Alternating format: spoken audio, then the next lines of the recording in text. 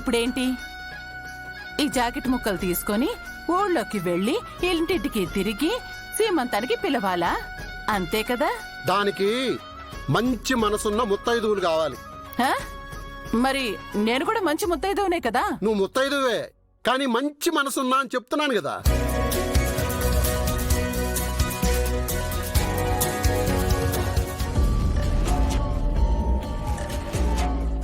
నానా, సీమంతపు పిలుపులకి మనోహరి గారిని పంపిద్దామా?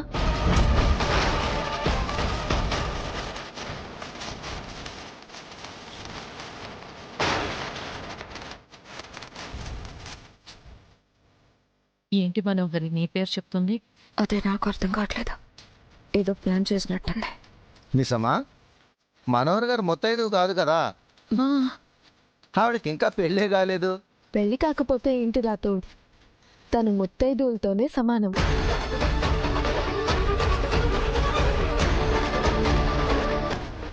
నాకు మనోహరి గారు అక్క లాంటిది.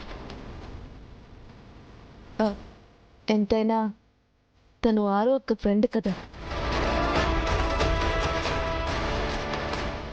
అక్కుంటే నా సీమంతానికి తనే అందరినీ పిలిచేది.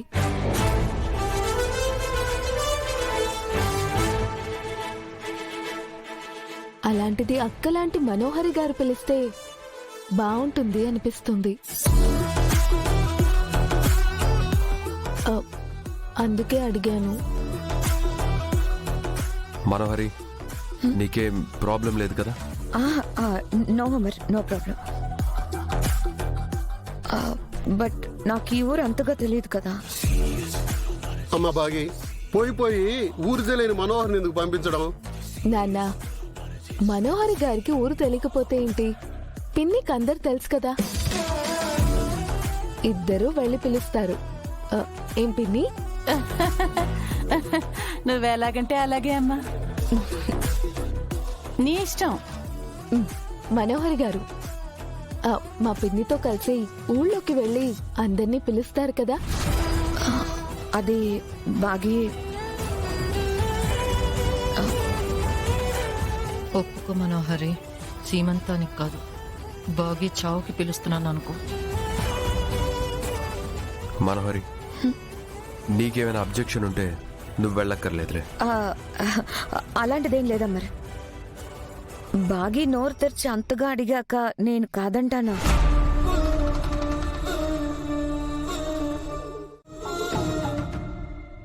చూడండి, ఒక శుభకార్యానికి పిలవాలంటే నోటి శుద్ధి చిత్తశుద్ధి రెండూ ఉండాలి. అది కొంచెం తెలుసుకుని పిలవండి. ఇవి నా కూతురి కార్యం కోసం పిలుస్తున్న పిలుపులు. ఏదైనా తేడా వచ్చిందో జాగ్రత్త.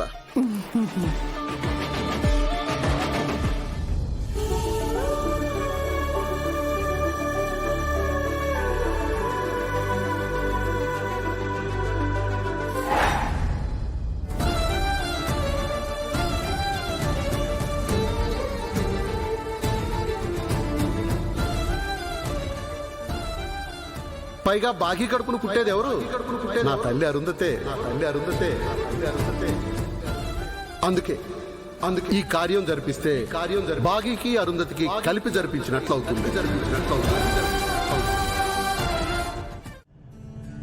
మా కళ్ళ ముందే మా సోదరి శోకించుచుంటే మేము చూడలేము.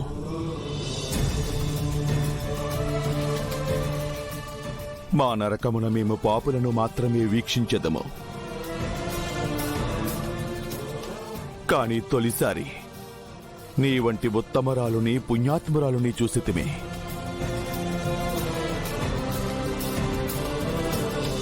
మమ్ములను కన్నది ఒక మాతృమూర్తియే బాలిక. నీ మాతృ హృదయాన్ని మేము అర్థం చేసుకోగలం.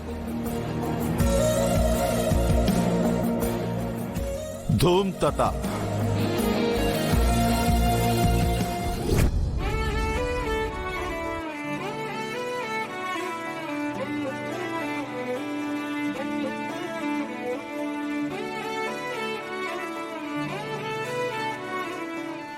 తీసుకోడము బాలిక. అవును, ఈ ఊరి జనులెవ్వరూ నిన్నింతకు మునిపెన్నడూ చూడలేదు కదా. లేదు గుప్తా గారు, నేను ఇక్కడే పుట్టిన అనాథాశ్రమంలో పెరిగాను. పెద్దయ్యాక ఎలా ఉన్నానో ఈ ఊరి జనాలకి ఎవరికీ తెలీదు. అటులైనా తీసుకునము. కనులకు తెలియని కలలను కంటున్నా. నీ సహోదరి శుభకార్యమునకు ఈ ఊరి జనులందరూ నీవే స్వయముగా వెళ్లి ఆహ్వానింపము. మంచు మేఘమేలా, ఒక గాలివానలా, మదిని నీ సంకోచము నాకు అవగతమైనది. ఏదో చేస్తున్నది. నీవు అందరికీ కనిపించెదవు. పరిచయమిలా, పరిమళములా, మనసునంటి ధూమ్తత. తలపులనిలా, నిలపడమిలా, ఎదను దాటి. నీకెంతగానో ఇష్టమైన మా అంగుళీకము. దీనిని నీవు ధరించినచో నీవందరికీ కనిపించెదవు.